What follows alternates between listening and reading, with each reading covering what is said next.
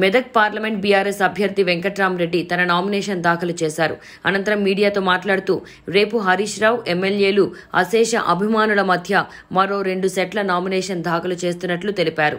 కాంగ్రెస్ తప్పుడు హామీలు ఇచ్చిందని, రైతులను దుఃఖసాగరంలో నింపిందని ఆరోపించారు. ఈ కార్యక్రమంలో మాజీ ఎమ్మెల్యే పద్మా దేవేందర్ రెడ్డి, ఫారూక్ హుస్సేన్ తదితరులు పాల్గొన్నారు. వెంకట్రామరెడ్డి గారి తరఫున ఈ రోజు 2 సెట్ల నామినేషన్ కూడా వేయడం జరిగింది.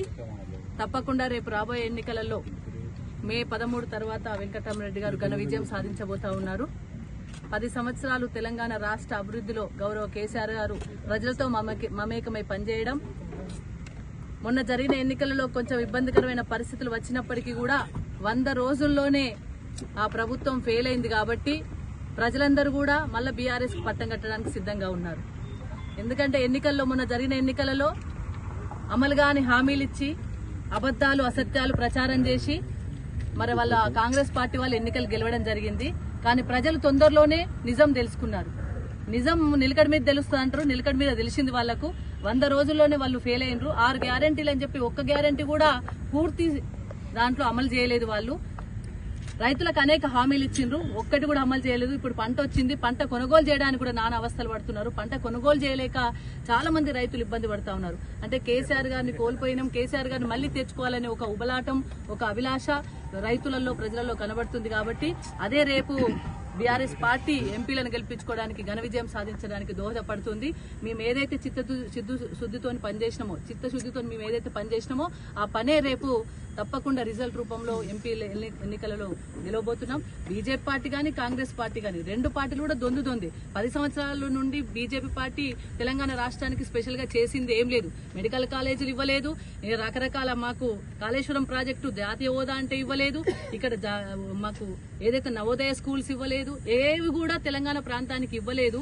10 సంవత్సరాల నుండి జన్ ధన్ ఖాతా అక్క చెల్లెలకు వేస్తాము, లేకపోతే డీజిల్ పెంచిర్రు, పెట్రోల్ పెంచిర్రు, నానా అవస్థలు పడ్డారు. కేవలం మతపరంగా రాముని పేరు చెప్పుకొని ఓట్లు దండుకోవాలని చూసేది బీజేపీ పార్టీ. కాంగ్రెస్ పార్టీలేమో 100 రోజుల్లో మేము అది చేస్తాం, ఇది చేస్తామని అనేక హామీలు ఇచ్చి, అలవిగాని హామీలు ఇచ్చి ఫెయిల్ అయింది కాంగ్రెస్ పార్టీ. కేవలం వాళ్ళు ఊకదంపుడు ఉపన్యాసాలకు, అసత్య ప్రచారాలకు, ఇప్పటి కూడా బుల్డోజ్ వ్యవహారానికే పనికొస్తుండ్రు తప్ప ఏం చేస్తారో ప్రజలకు ఇప్పటి వరకు కూడా చెప్పలేదు. మొన్న సీఎం గారు ఇక్కడికి వచ్చినప్పుడు మేము చాలా ఎదురు చూసినాం, మెదక్ డెవలప్ చేస్తామని చెప్పేసి, అనేక అభివృద్ధి కార్యక్రమాలు ఇస్తామని చెప్పేసి ఏదైనా అనౌన్స్ చేసిపోతారేమో అనుకున్నాం. ఒక్క మాట కూడా ఊసు కూడా లేదు, అభివృద్ధి గురించి ఊసే లేదు.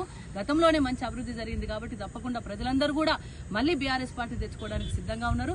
రేపు రాబోయే ఎన్నికల్లో వెంకట్రామరెడ్డి గారు ఘన విజయం సాధించబోతా ఉన్నారు. రేపు పెద్ద ఎత్తున ర్యాలీ ద్వారా కూడా మళ్లీ 2 సెట్ల నామినేషన్ కూడా వేయబోతా ఉన్నారు. ఈ రోజు మన 2 సెట్ల నామినేషన్స్ వేయడం జరిగింది. రేపు ఇంకా 2 సెట్ల నామినేషన్ వేశాం. ఈ రోజు ఫారూక్ హుస్సేన్ గారు గౌరవనీయులు పెద్దలు, వారి ఒక ప్రపోజర్ గా ఉన్నారు. సునీతా లక్ష్మణరెడ్డి గారు ఒక ప్రపోజర్ గా ఉన్నారు. వారితో పాటు పద్మా దేవేందర్ రెడ్డి గారు, సీనియర్ నాయకులు అందరూ వచ్చారు. రేపు కూడా ఇంకా 2 సెట్ల నామినేషన్స్ వేయబోతా ఉన్నాం. ఆ 2 నామినేషన్స్ వేసిన తర్వాత ఇవాళ నియోజకవర్గం నుంచి కూడా ప్రజాప్రతినిధులు అందరూ కూడా, నాయకులందరూ కూడా వారి సమక్షం లోపల ఘనంగా చౌరస్తాలో మీటింగ్ పెట్టుకొని ర్యాలీ తీసుకొని రేపు నామినేషన్ ఎమ్మెల్సీగా ప్రత్యక్ష రాజకీయంలో లేదు. ఎమ్మెల్సీగా నేనున్నది పరోక్ష రాజకీయం. సో పార్టీకి శిరస వహించి పార్టీ పనులు, పార్టీ ఆదేశం ప్రకారం పార్టీకి తోడు చేయడం జరిగింది.